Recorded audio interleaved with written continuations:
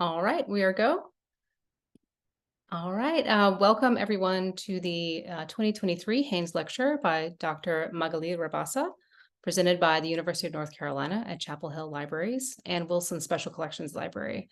I'd like to thank Elizabeth Ott, Interim Associate University Librarian for Special Collections and Director Wilson Library, for her support for this lecture series, and invite her to make our opening remarks. Hi, welcome everyone. I'm so excited. I can't see you, but I'm so excited to share this space with you today. The Haynes Lecture Series in Bibliography began in 1980, and it brings distinguished scholars to UNC to speak on topics in the history of the book, which is one of our foundational collecting areas. Past Haynes lecturers have included scholars such as Paul Needham, G.T. Tencel, Michael Winship, Ruth Mortimer, Elizabeth Eisenstein, and many, many more. We had a brief hiatus for this program and brought it back last year with a phenomenal lecture by Elizabeth Savage, followed by a wonderful lecture in the spring by Caden Henningsen and Brooke Palmieri. And I'm so excited to see it continue today. The Haynes Lecture Series would not be possible without the support of the Haynes Family Foundation, so we thank them for their generosity. Today's lecture highlights the rare book collection at UNC Chapel Hill's commitment to the history of the book in Latin America. We have wide-ranging collections of Latin American materials that include the Bernard J. Flato collection of Latin American Cronistas and the George E. and Melinda Y. Stewart collection of materials relating to the language and culture of the Maya.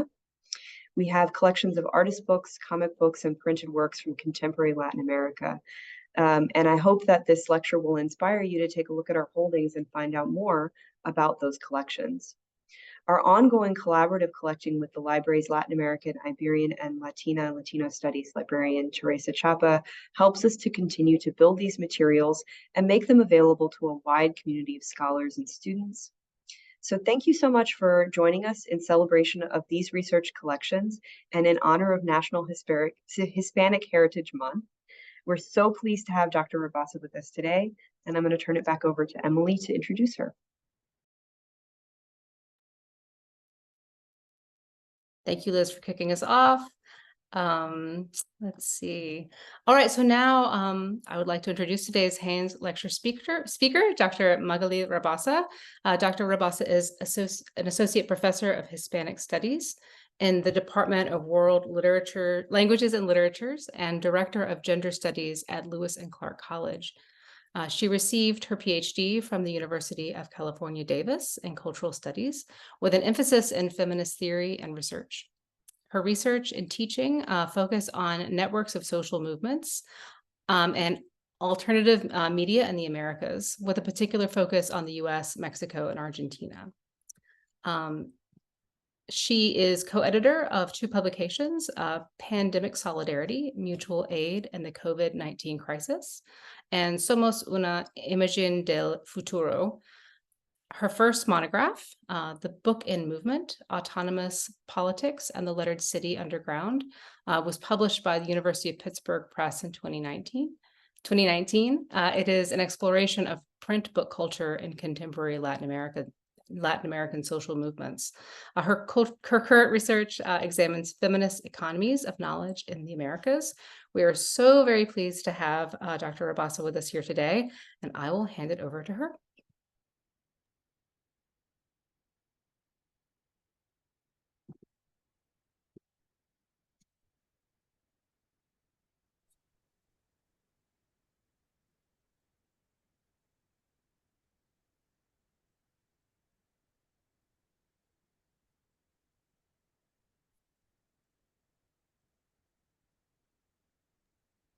Okay, I hope everyone can see my screen here.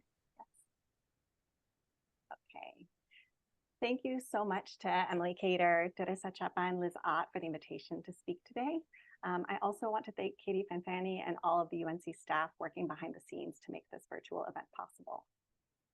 This past summer, I taught a course at the California Rare Book School for the first time, and I couldn't imagine a way to teach it without a sizable sample of my personal collection of books. But as I struggled to hoist my carry-on roller bag into the overhead bin on my flight from Portland to LA, I couldn't help but wonder why I had chosen to make such a heavy subject, print books, the focus of my research. A normal person would have simply checked such a hefty suitcase, letting the airline staff do the heavy lifting. But the contents of my suitcase, my supplies for a 7-day stay at UCLA, wasn't exactly normal. It was about 95% books, 5% clothing. And those books weren't normal or common books either. They were some of the books I had stuffed into many suitcases and backpacks over the past 2 decades on my many flights from south to north, bringing materials back home from my various research sites in Latin America. They were books that I was too afraid to send down the conveyor belt at the airport because I knew how difficult and even impossible they would be to replace. Books collected from itinerant street fairs and activist workshops and long since shuttered bookstores, books with unique hand-painted or hand-stitched covers, books composed of dirty photocopies of other books, books containing notes and scraps of paper filling in details about their provenance, books a librarian or an archivist would call rare. Yet despite the fact that I was carrying the suitcase full of such books to teach a course at a rare books school, this was a framework that had never really been part of my perception of my objects of study, largely because the institutional spaces where such designations exist and operate had never been a primary research site for me.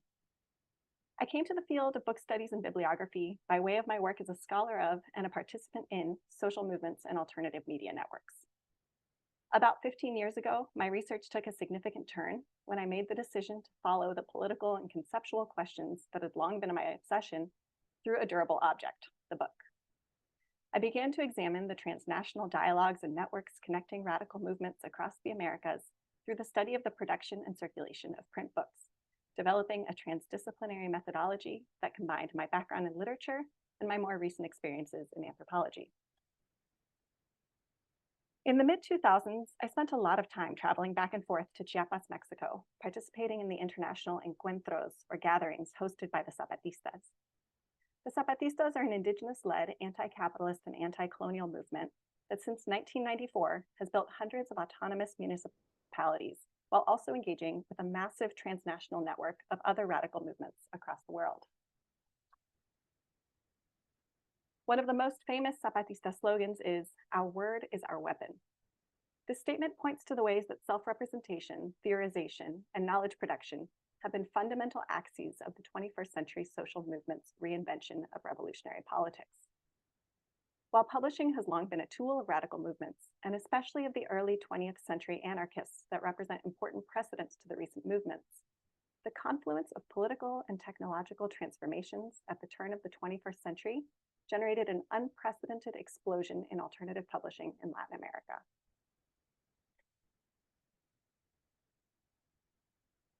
While this 21st century radical bookscape is incredibly heterogeneous, through my research, I've identified qualities and characteristics that enable us to see both the pirate-style books flying out of Xerox machines in El Alto, Bolivia, and the hand-bound artisan books made in a workshop in Valparaíso, Chile, as part of a common phenomenon that spans the continent.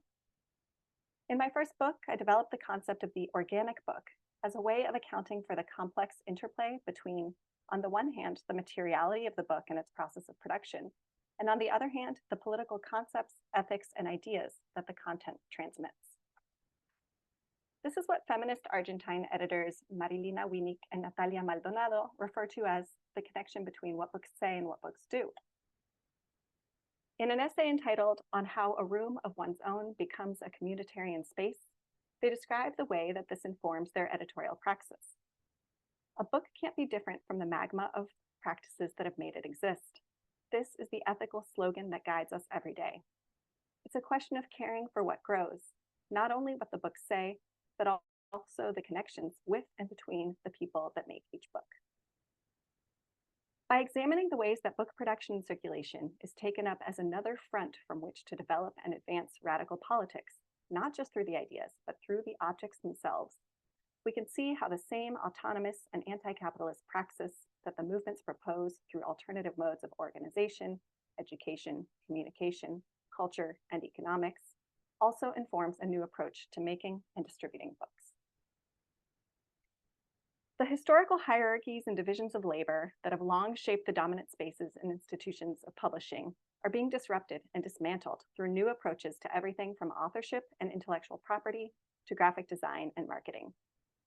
In what I refer to as the lettered city underground, borrowing from Uruguayan cultural theorist Angel Rama, we can see a commitment to the production and circulation of low-cost books through collaborative and collective practices that activate an autonomous positionality vis-a-vis capitalism and the state. This explosion in radical publishing is now a multi-decade phenomenon. In addition to the many technological changes that have transformed book cultures over the past quarter century, there are important political shifts that have left their mark on these networks and circuits. On the one hand, there has been a rather predictable tendency towards formalization and professionalization as small presses grow and gain stability over time.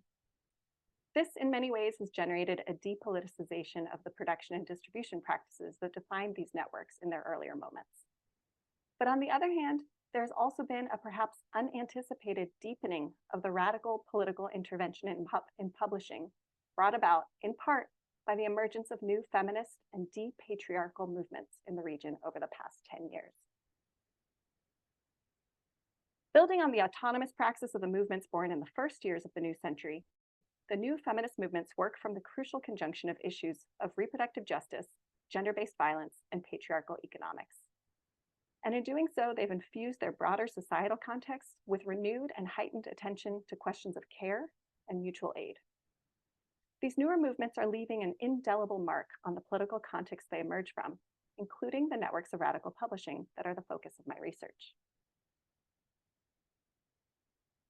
By zooming in on the interconnected stories of an archive, a book, and a press, today I will discuss the ways that radical publishing in Latin America has developed and shifted over the past 25 years in tandem with changing political, technological, and economic landscapes. Rather than an expected linear pattern of growth, professionalization, and commercialization, I argue that what we are witnessing is a deepening of the modes of political and material experimentation that have characterized these networks since their inception, resulting in innovative approaches to questions of visibility and accessibility. In this way, autonomy and depatriarchalization, defined as practices, not dogmas, connect these radical expressions of book culture to their broader political context. To an extent, these networks have operated at a distance from the traditional sites of book collection and circulation, institutional libraries, and commercial bookstores. This has led to the formation of alternative practices and spaces generated through experimentation and collaboration. With many of the projects reaching 15 or 20 years in existence, these experiments with production have now extended to develop new ways of addressing the perennial challenge of small presses, which is distribution. And the creation of new approaches to distribution has had a significant impact on the ways that this ever-growing body of radical books from Latin America interacts with libraries and other sites of book collection. In the 3 stories that follow, I'll highlight how these innovations and experiments with circulation and distribution represent both the shifting political landscape as well as new possibilities for accessibility and visibility for this vast and growing body of books.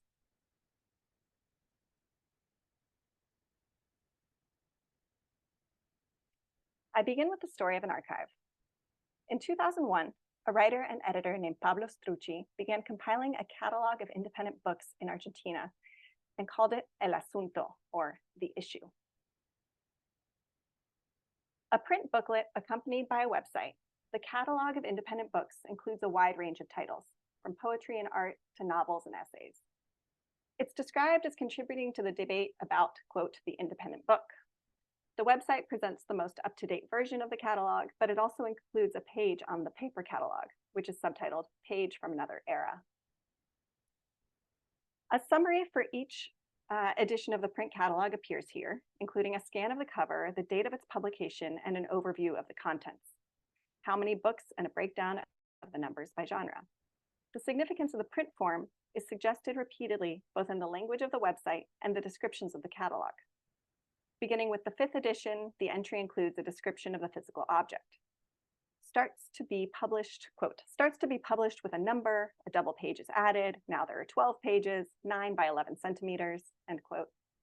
The 7th edition is described in these terms, quote, wholly produced on a home printer, 48 pages bound artisanally, yes, glued together with a small spine and 150-gram cover, end quote. The catalog stopped being updated about 10 years ago, but it captured an important moment for these networks. That the project began in 2001 is significant, as I'll discuss more later on, and the project is described as collectively building something through sharing. The idea is to not only be a display case, but that we also sell things, and that altogether we build something from nothing by trading. The objective is not just to make visible that which already exists, but rather to make something new collectively. In 2011, I visited the El Asunto workshop and archive, which was at the time located in a small single room just a few blocks from Plaza Almagro in Buenos Aires. As I scanned the room, trying to take in all the colors and textures that filled the cluttered space, my eyes stopped suddenly on a hand-painted wooden sign leaning against a table. The whimsical design featured multicolored figures and swirls with the El Asunto web address in oversized font and 2 other bits of text. El Asunto is incorruptible because it has no members, and El Asunto cannot be destroyed because it doesn't exist. Similar assertions appeared on other materials for El Asunto. They reminded me of the paradoxical slogans of the Zapatistas, with their weapons that wish to be silenced and their notion of leading or governing by obeying. I sifted through folders and stacks of propaganda from El Asunto and related projects stored in the dozens of boxes and crates that make up the archive. The space was both chaotic and ordered, and Pablo seemed to know more or less where everything was. Built-in shelves had been fashioned out of particle board, with each section labeled by genre and ordered alphabetically: poetry, novels, essays, art, and so on. The countertops were covered with all the tools and provisions that kept this project running: scraps of paper, pens, piles of books and booklets, glue sticks, scissors, needles and thread, old water and beer bottles, bags of yerba mate, and tobacco. While El Asunto is a catalog and also an archive, over the past 22 years, it has also been many, many other things. El Asunto has also been a mobile bookshop, as seen in Distribuya la Cajita, here an informational YouTube video that gives instructions on how to construct one of these boxes. A play on words connecting distributes and ruckus, bulla, or in Argentine Spanish, bulla. Distribuya la Cajita was described as the distribution branch of El Asunto. For a time, these colorful, handcrafted and hand-painted boxes could be found on countertops and near check stands at shops all across the city. Filled with the kind of books that are also found in El Asunto's catalog, these boxes represented an intervention in commercial spaces that were otherwise inaccessible to these writers and editors. El Asunto has also operated as a public publishing workshop. Set up at street fairs, the Taller Permanente de Edición or Taller Constante de Armado de Libros, the permanent or constant book binding or book producing workshop, helps people learn how to make a book from start to finish. The stand includes a computer and a printer, as well as all the tools needed to bind and finish a book. El Asunto has also taken the form of performance, bringing music and spoken word to stages and streets alongside other writers and editors from their networks. El Asunto has also functioned as a press, with many titles of its own and many others that they have co-edited, sometimes with just one other press, and other times with many, as we can see here on the back cover of this book. It's worth noting that it's very difficult to search for El Asunto in library catalogs, in part because of how it's written with the inverted parentheses, and also because of the intentionally generic quality of the name. What connects all of these many expressions of El Asunto is the work it does to serve as a node connecting many other presses and projects. The wide range of projects that have carried the name El Asunto over the past 22 years shows how categories and roles can be reimagined through experimentation. Pablo Strucci is a writer, an editor, a printer, an archivist, a cataloger, and a performer, to name just a few of his many roles. Experimental practices like those of El Asunto, and which I've also seen in many other projects across the continent, can have the effect of destabilizing some of the hierarchies that tend to govern spaces of book publishing, distribution, and collection. The division between manual and intellectual labor, for example, is productively disrupted when individuals move between different kinds of work. In their own words, El Asunto is lots of things and is nothing. but it's clearly a project born from and motivated by the desire to create greater access to and visibility for independent and marginal publishing in Argentina. As a sort of counter institution, El Asunto's story is significant not because it's a model of anything, but rather precisely the opposite. It is an example of ongoing experimentation and adaptation and demonstrates the potential of autonomous praxis. It is a multi-decade project dedicated to asking questions about how to make and move and share books produced from the margins of the publishing industry. And it is an example of book mutual aid in action. I'll come back to this concept in the next story.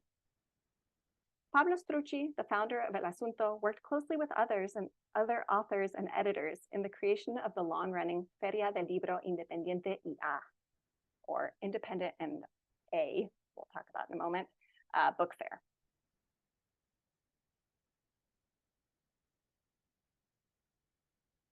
The FLIA, as it's commonly referred to, is typically written with the A left open to interpretation. Autonomous, autogestiva, amorosa, amiga, anticapitalista, anarquista, etc. This itinerant book fair started in 2006 as a counter book fair set up outside the massive Buenos Aires International Book Fair. But as a concept, it quickly went on to spread across the continent, with FLIAs popping up all over Argentina and as far as San Juan, Puerto Rico, and San Cristobal de las Casas, Chiapas, Mexico. While FLIAs do continue to take place in many parts of Latin America, the original Buenos Aires FLIA stopped happening several years before the pandemic. This was due in part to the influence of the new feminist and depatriarchal movements, as well as a collective recognition of the need to move on in order to keep its experimental ethos alive. A key actor in the story of the FLIA and its many transformations and rebirths is Anaí Ferreira, a former El Asunto worker and the author of the book at the center of the next story.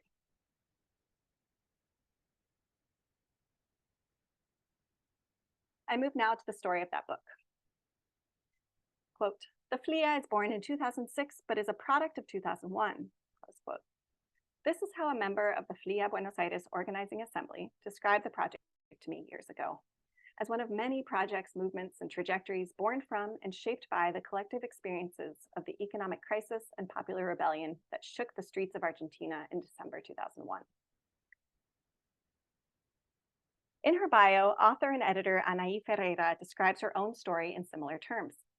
Quote, "She was born early. She wrote a lot and studied literature until December 19th, 2001, when she felt that her destiny was changing irremediably, and she decided that it was time to do something.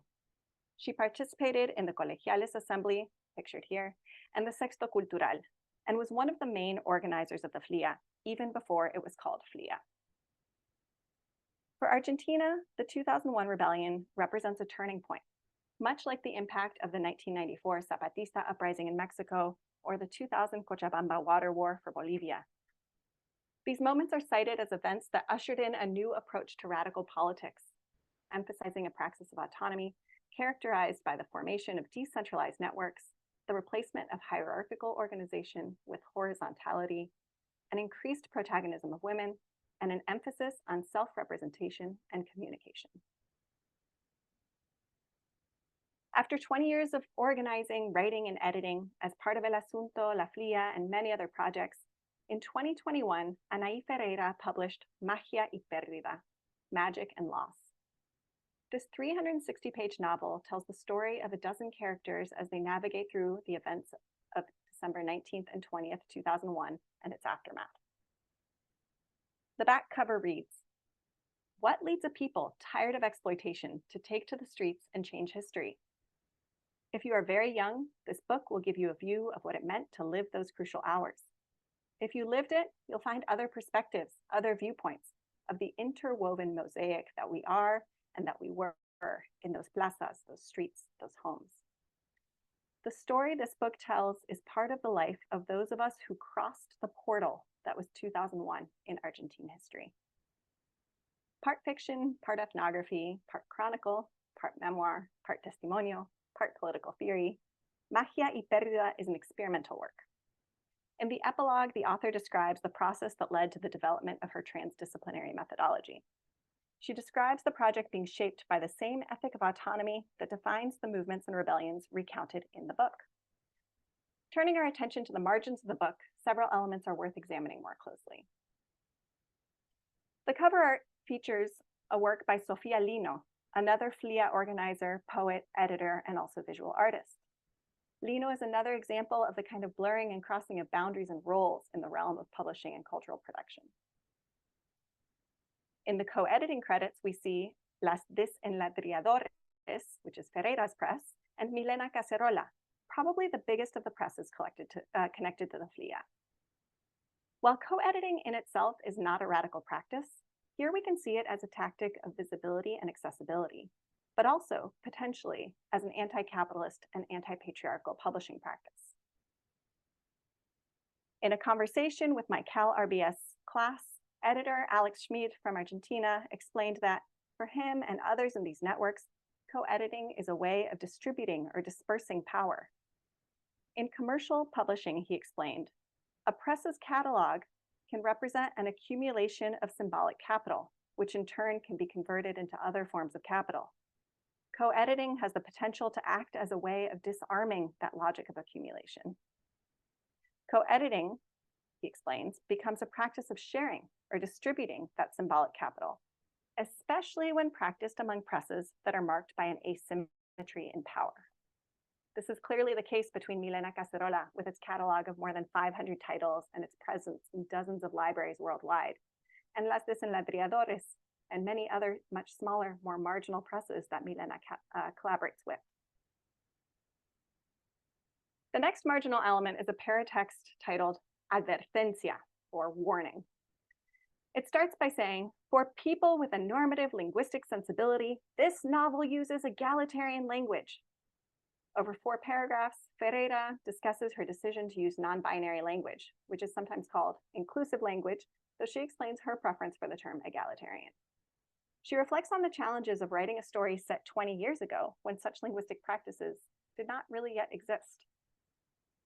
And while she chooses to use the X as a replacement of the gender binary A-O in Spanish, I'm left wondering if the book would have been written using the newer E suffix, as in Latine, had it been published in 2023 instead of 2021. The E, which we are starting to see in circulation in spaces of the United States, has been very much established in not just written, but also oral discourse in Argentina for a few years now. Rather than assert some dogmatic or static approach to this linguistic intervention, Ferreira addresses the apparent inconsistencies in the text openly and closes this warning statement by saying, quote, after all, maybe the fluctuating use of egalitarian language is also a way of reflecting how language is always in transition. Directly adjacent to the warning statement is the copyright page, where we find Milena Cacerola's signature IP statement. All lefts reserved otherwise refer to the list of books censored by the different dictatorships and democracies, because to deprive someone of the right to burn a book by the light of a photocopier is to promote the disappearance of readers. Here, however, it appears expanded with a new paragraph. However, it reads, given that the author and the editors live from the sale of books, if you have the means to do so, buy it. Afterwards, lend it out, gift it, donate it to a popular library, and if you liked it, recommend it to others who also have the means to buy it too. The first part has been included in most Milena Cacerola books since the press's founding around the year 2005. The second part is much newer and represents a political shift. The original statement represents an anti-capitalist ethic that places free access above everything else, while the new text reflects a more nuanced political sensibility that recognizes the real people and the real labor that goes into the production of a book. This new text, I argue, asserts an ethic of radical care. At the end of the book, another paratext appears, functioning as a sort of anti-dedication. Its title, Que te recontra, is untranslatable. It is a very local porteño expression from Buenos Aires that is used as a response to an insult, a kind of reciprocation and doubling down of that bad will. The title is followed by a long list of enemies being addressed, starting with concrete agents like the owners of major corporations, large private landowners, extractivists of all kinds, the IMF, quote, multimillionaires in general, and going on to more abstract enemies like, quote, those who stigmatize and repress the poor, the weird, the different. Ferreira ends with, to the lack of empathy in relations, to stupidity, hypocrisy, cowardice. I think that's all for now. This paratext appears at the end of the book, opposite the real dedication on the first page to the dozens of people who lost their lives in December 2001 and its aftermath. The anti-dedication makes clear that this book is not just a story of protest and rebellion, but also an act of protest and rebellion. It is what Alex Schmid calls a gesto de edición plebeya, or a gesture of plebeian publishing or popular publishing. And it's also an affirmation of that construction of new social relations based on empathy and care that mutual aid strives for. Taken together, these various marginal elements make visible the persistence of the autonomous and anti-capitalist ethic that has guided radical projects of all kinds in Argentina since at least 2001. But these marginal elements also significantly reflect a kind of renewal of experimentation clearly inspired by the feminist movements of more recent years. These shifts in political, cultural, and economic practices carry with them important questions about visibility and accessibility. Like so many other books produced in these radical networks over the past 25 years, Magia y Pérdida is a book made of other books and carries within it the stories of other presses. We see in it the story of the FLIA and of the two presses that co-edited it, but also of others that Ferreira participated in directly or indirectly. Among these is an important project she co-founded called No hay vergüenza ediciones, or There is no shame editions, which operated from roughly 2008 to 2013. Many of the books written and edited by Ferreira over the years can be found in library catalogs today, yet No hay vergüenzas ediciones is completely absent from institutional collections, with one exception, a serendipitous one at that. The Wilson Library's Rare Books collection here at UNC includes Ferreira's 2009 Poesía de la Materia.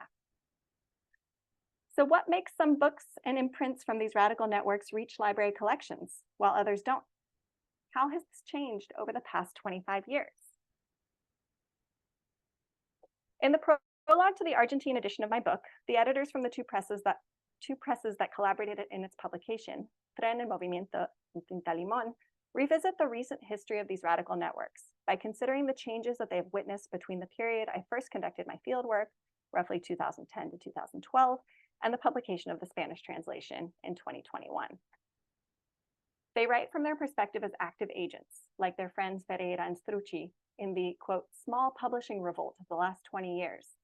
And they write the prologue for other participants in that process. This text speaks to the vibrant underground world of book writers, bookmakers, booksellers, and book thinkers that call the literary hub of Buenos Aires home. To be sure, the tone of their prologue is somewhat somber, as they take stock of what happened in the 20 years between the 2001 rebellion and the present of their writing. Namely, the commercial co-optation of alternative and independent publishing, and the ever-increasing and farther-reaching neoliberal drive towards capitalist entrepreneurship as the dominant model. But the story of radical publishing, they make clear, is far from over.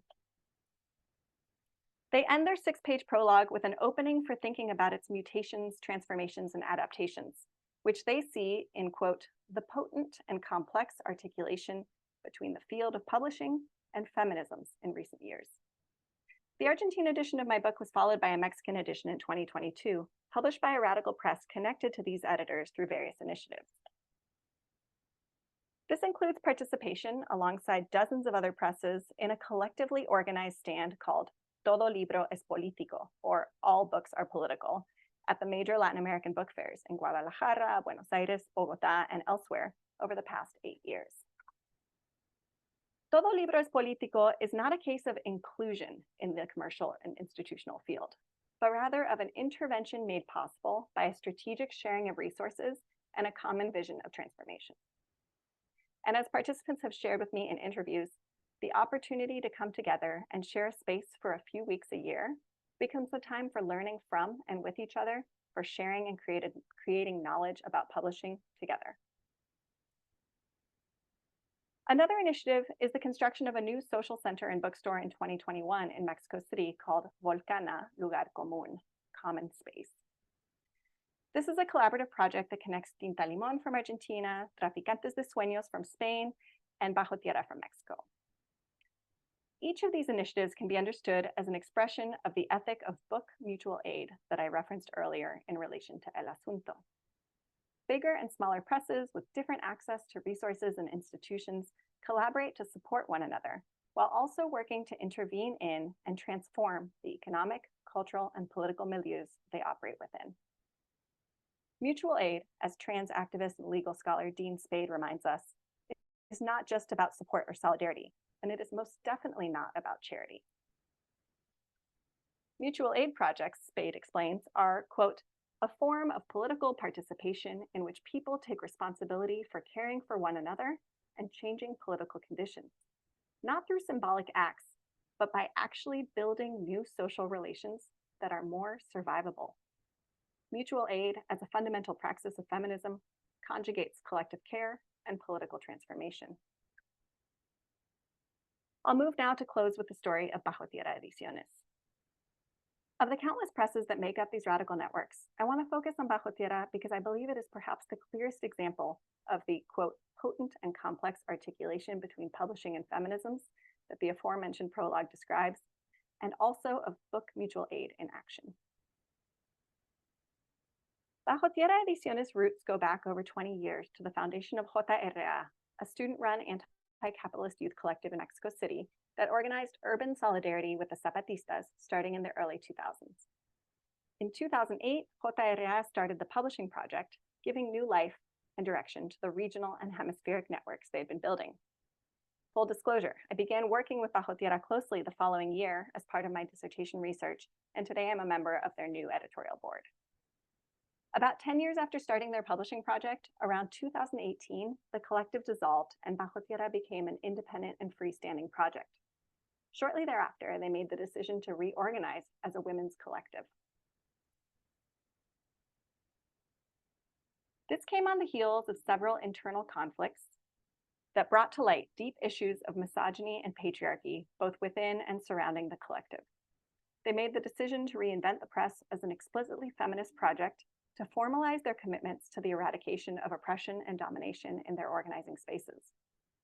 One of their authors and editorial board members, Raquel Gutierrez Aguilar, has written extensively about the stakes of challenging and dismantling what she calls the patriarchal pact, and in particular, its, quote, dynamic of exploitation and expropriation. She writes, quote, the patriarchal pact makes possible the ongoing expropriation of our strengths and our creations, the radical negation of the feminine and the feminized, and the raging and systematic attacks on our bodies, our autonomy, our creations, and our authority. The new iteration of Bajo Tierra Ediciones is shaped by a collective understanding of the operations of the Pacto Patriarcal, informed by decades of collective experience in espacios mixtos de lucha, or mixed gender activist spaces. The new Bajo Tierra project is working to develop an infrastructure of radical care to dismantle, change, and build a different world of books and knowledge production. They described the reinvention of the press as a women's collective as confronting what they felt was, quote, a debt we had to ourselves and an urgent need to dignify our work. The emergent infrastructure of care is both directed inward toward sustaining the well-being of the members of the collective, but also outwards toward their networks of authors, co-editors, distributors, and readers. This can be seen in the organization of the new editorial board, which is a conventional structure in publishing, as an assembly. In doing so, they draw on many of the practices of feminist assemblies that have become common sense in recent years. It can also be seen in the various collective initiatives I mentioned earlier that seek to articulate their local project with others elsewhere through a dynamic of mutual aid that can contribute to a growing feminist internationalism, a term I borrow from author Veronica Gago. Here we see many of the covers of the many editions of her book that have been published since 2019. Strikingly, this reorganization and reorientation of Bajo Tierra Ediciones as a women's collective grounded in deep patriarchal praxis has led to a massive increase in their productivity. After a consistent average of 4 to 5 books a year, in 2022, they published 16 books and are poised to break that record in 2023. Distribution has long been a major challenge for them and their counterparts in other places as they operate from the margins of the commercial and institutional spaces of book circulation and collection. But the collaborative construction of a permanent space, Volcana, and their participation in the institutional spaces they had previously been excluded from, like the major international book fairs, has provided greater visibility and greater accessibility for them. Returning to my initial argument, I don't believe this is because of a linear trajectory of professionalization and commercialization, but rather I understand it as a result of the persistent effort to, quote, build new social relations that are more survivable. Borrowing again from Dean Spade. Experimentation, as their trajectory shows, is what has created the possibility for that to happen in ways they never anticipated. In conclusion, I returned to my suitcase. When I got to UCLA and I unpacked my suitcase in my classroom the first morning, one of the Cal RBS staff members joked, "You know we have books here, right?" And certainly some of the books I had lugged there are indeed available in the UCLA library catalog. Many, many others are not and don't appear in any institutional catalogs. But part of my reason for bringing those books to my class was to show the way that these radical books are defined by and are produced through their relation to other books. This might be as titles in a common series, as books with connection in their content or their materiality, as objects created or collected in a specific place or time, or as multiple editions of a single title produced by different actors in different contexts. This last mode of connection in particular is one of the characteristics that position these books as resistant objects in the context of institutional libraries. When a radical book enters an institutional library, some of the connections and relations that define it may get lost or become less visible, as it gets cataloged as an individual item according to pre-existing classifications and categories, or gets designated a rare book to be held in closed stacks, inaccessible for browsing and unable to circulate. My personal collection, built over the last 15 years and composed of over 500 books published over the last 25 years, is subject to constant reorganization depending on what I'm thinking about and how I'm engaging with the objects. At different moments, a single shelf might hold books ranging from 1999 to 2020 related to Indigenous struggles, or books all composed of cardboard covers, or books collected on a single day in a single place, or books connected by the creative use of the copyright page, or a dozen different editions of the same title. In this way, the shifting relations that connect the books become visible in how they're collected, categorized, and used. The complex interplay between the material and the political, or the form and the content, of these books poses challenges for collection, classification, and access. The innovative approaches to collection and circulation practiced by the different actors whose stories I shared today suggest important questions for thinking about the potential for experimentation in bibliography and librarianship in relation to visibility and accessibility of radical and resistant objects. Thank you very much.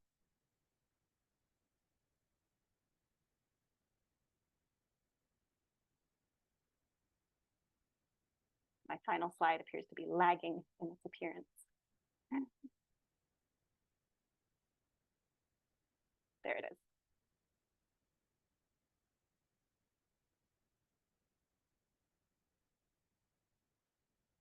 Emily, I believe you're on mute. I'm sorry.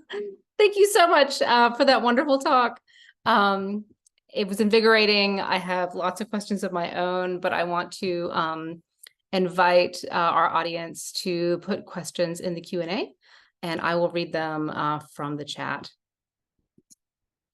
And if there is a lag while people think, I will go ahead. Your last comment I found really exciting about experimentation and bibliography and librarianship. Do you have any ideas in what that might look like to create a sort of more, I don't know, there was a sort of vitality and sort of livingness, I guess, the way that you were talking about the way book collections and books function sort of in their natural habitats. Do you have any thoughts about how that may be expanded into these institutional spaces? Yeah, so first saying I'm not a librarian, right? So I want to make that very, very clear. And again, I feel like I'm a relative newcomer even to these spaces of bibliography and book studies. But I will say that the class that I taught this summer at Cal RBS was a fantastic opportunity to think through this, as my class was composed, students were all university librarians. And so we had many, many conversations about this. And the thing we kept coming back to again and again was the thrilling topic of cataloging. This was just this, I think it came up every single day, regardless of what we were talking about, we kept coming back to cataloging. We had several catalogers in the group, so that was really exciting. And we had the participation of Laura Martin from Wisconsin, who is currently the person in charge of their fantastic Cartonera collection there that was built by Paloma many years ago.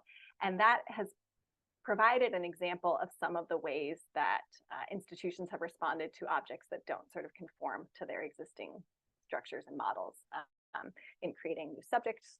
I'm going to mince the language here, new subject headings, is that the term? For example, You got it. about collection, the building of collections.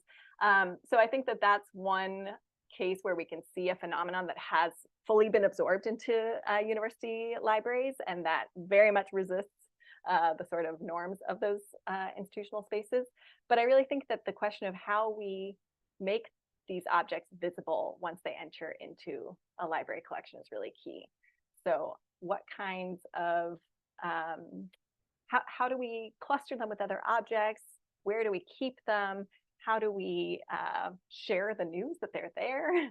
How do we make them searchable? I have a really hard time even finding books that I have on my shelf and that I know are in library collections. I often struggle to locate them because of the difficulties with searching for them, either because of the names of the presses like El Asunto or for other reasons.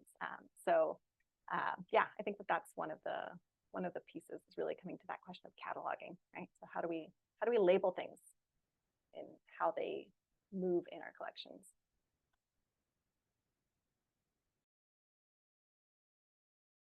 That's great. Thank you.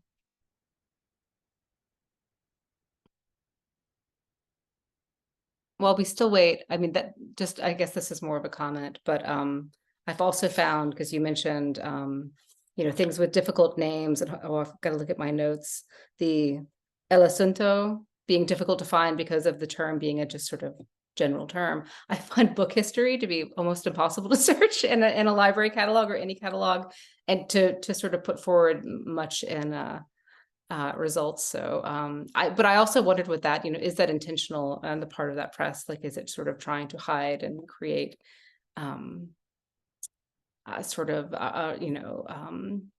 radical opportunities for discovery rather than straight lines to discovery? So I don't know. I thought that was an interesting example for you that you brought up. Yeah, and I think, El Asunto in particular, I think is a project, and especially in its form as a press, that like never imagined being in US university libraries, right? Like that's just like not even something that I think they ever was even on their radar, right? So I don't see it as necessarily something intentional, but again, the intentionality of sort of a generic name, right? Like the name of the press. I think that there we can see some intention. But there's a lot of questions that came up again in these great conversations I had with these librarians this summer about sort of the ethics of collection, right? And of thinking about what objects and what producers of those objects, like what agency and what kind of desires they have for their own appearance in these kinds of collections. And there's increasing conversations about that. There's some presses that have made very explicit statements about sort of their relationship between their publishing and their knowledge production practices and spaces of academia, more in relation to research practices and research ethics, but I think that it could be extended absolutely to questions of librarianship and book collection.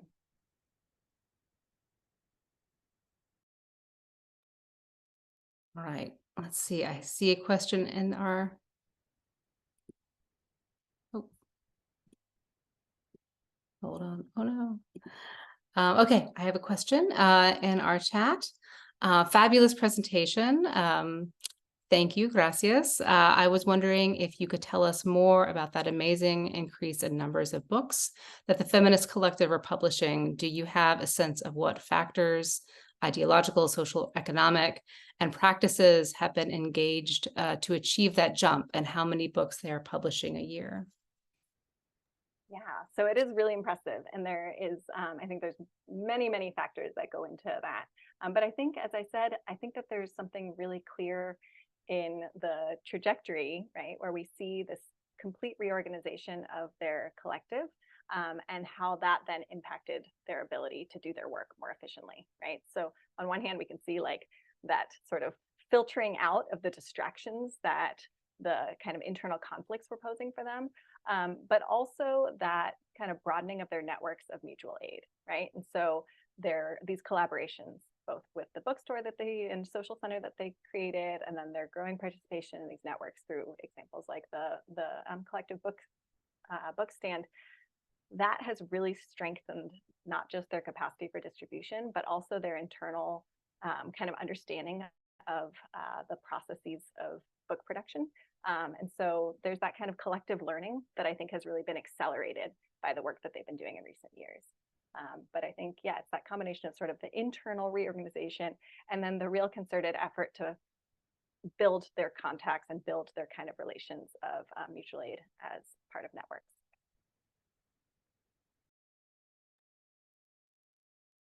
I like that community of learning being the thing that makes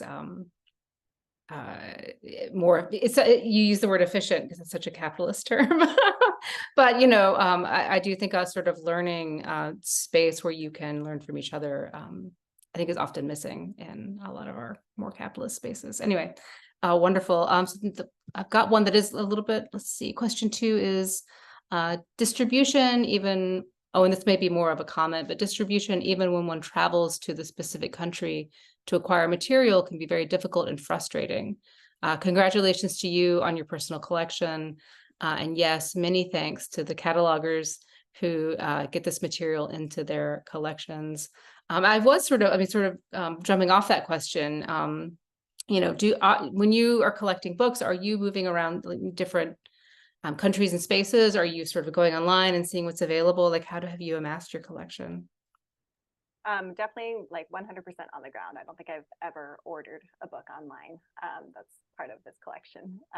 Not to say that they aren't available online. I will say that during the pandemic, and especially limitations around travel that posed for me personally, the pandemic coincided with also like the birth of my second kid. So I was doubly trapped at home for many years. I will say that I built a digital collection that I didn't anticipate.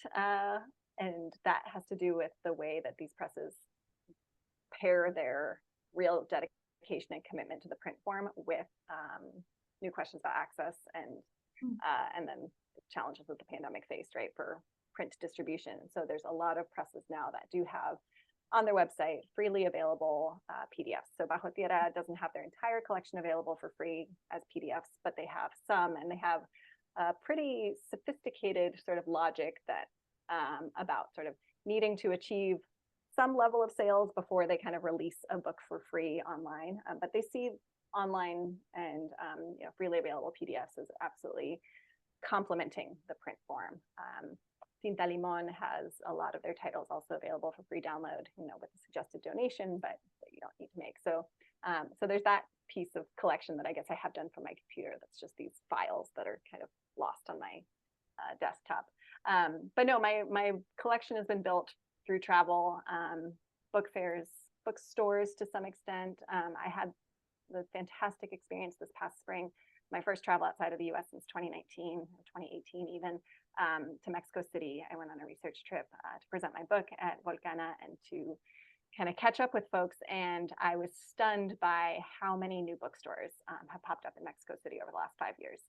Just a fantastic kind of explosion of small, really interesting bookstores. So I had a great time there and was really pleased to see like Magia y Pérdida, this book. I bought it it's from Argentina, but I bought it at Utopicas, a fantastic feminist bookstore in Mexico City. So that was really exciting to see things that I didn't expect to be able to find. Like I thought, okay, in Mexico City, I'm going to get all the Mexican books I haven't had access to. And then so many of the Argentine presses that I've studied and worked with were also available in these bookstores. So just seeing kind of shifts in distribution that I think these networks have really facilitated, and that this kind of book fair within the book fair circuit has also facilitated. Excellent. Okay, so another question. Questions are piling up. Thank you so much for your presentation and your research. Can you provide a reference or citation to that last point, the publishers that are engaging questions of research ethics? Yeah, so in my class, we took a look at a statement put out by the Pensaré Cartonera Collective, they're based between Spain and southern Mexico and Chiapas. And they have a piece where they talk about their role as cartoneras in relation to academic research. So that would be the kind of direct citation that I was referencing there.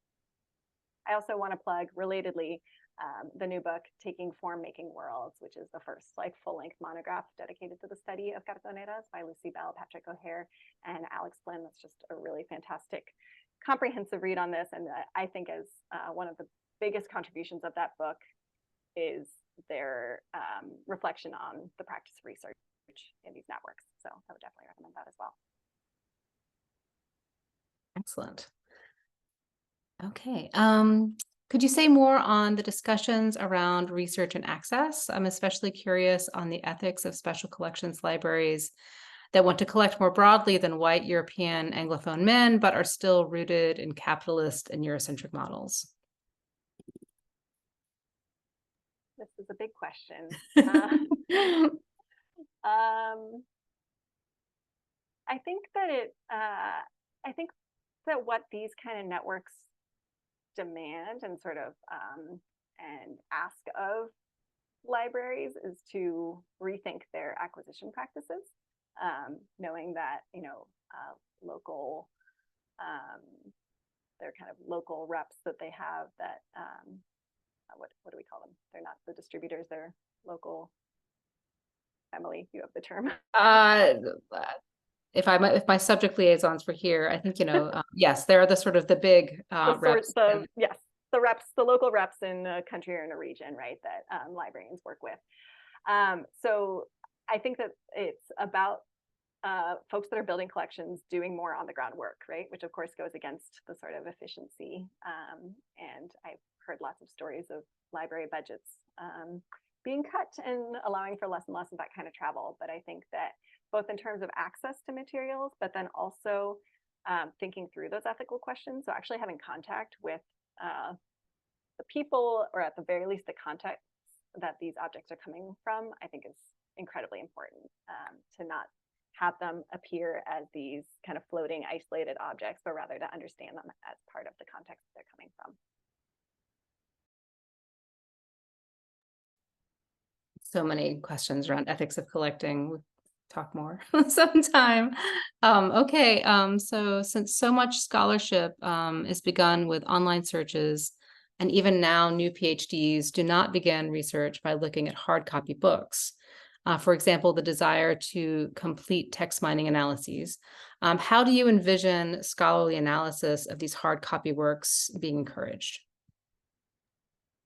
Well, something that came up when I was starting to develop my dissertation project, and I would sort of, pitch my proposal in different spaces and share my ideas with folks, is that I would find myself talking so much about the objects that I would often forget to talk about what the books are about, right? So like the actual guts of the book, like what's actually the story that the books tell or the ideas that they present.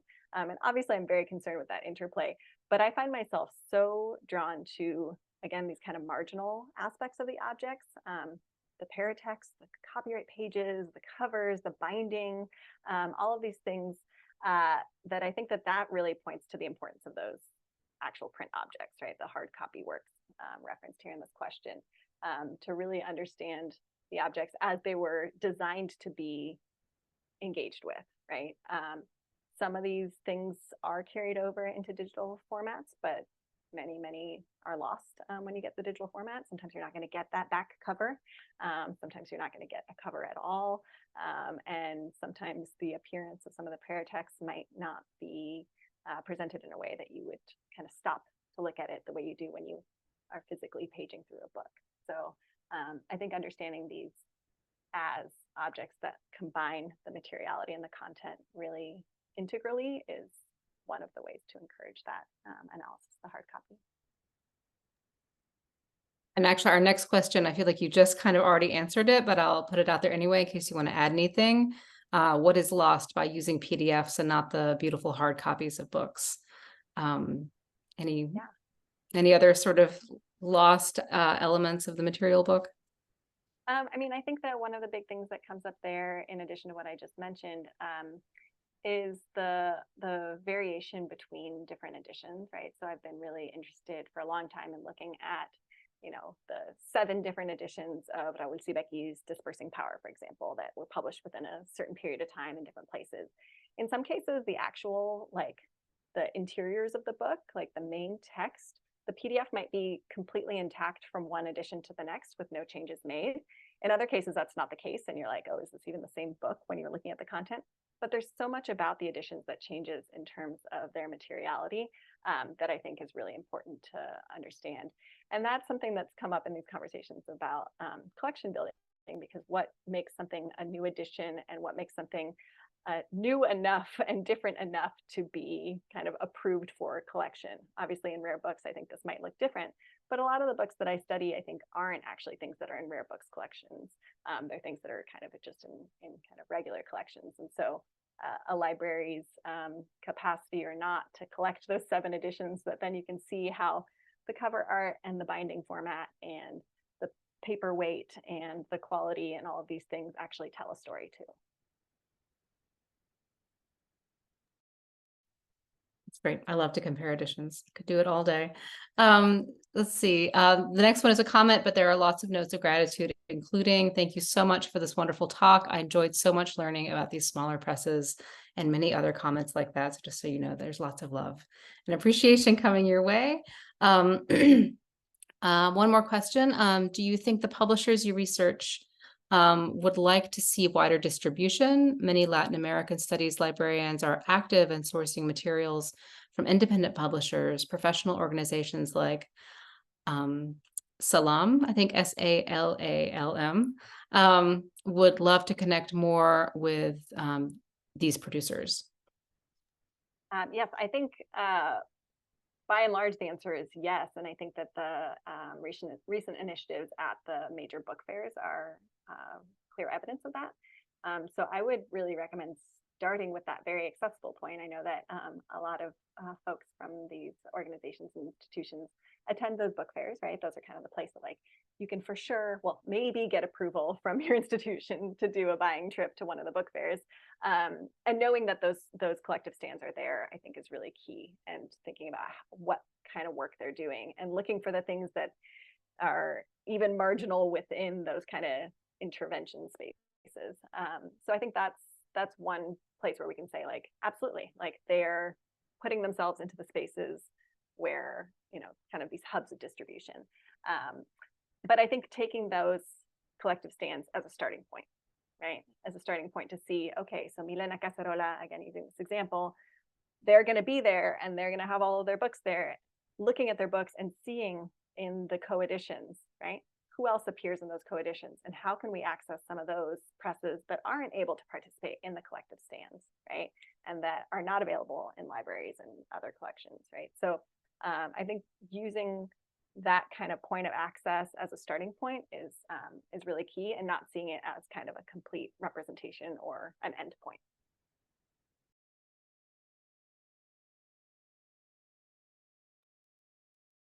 Excellent.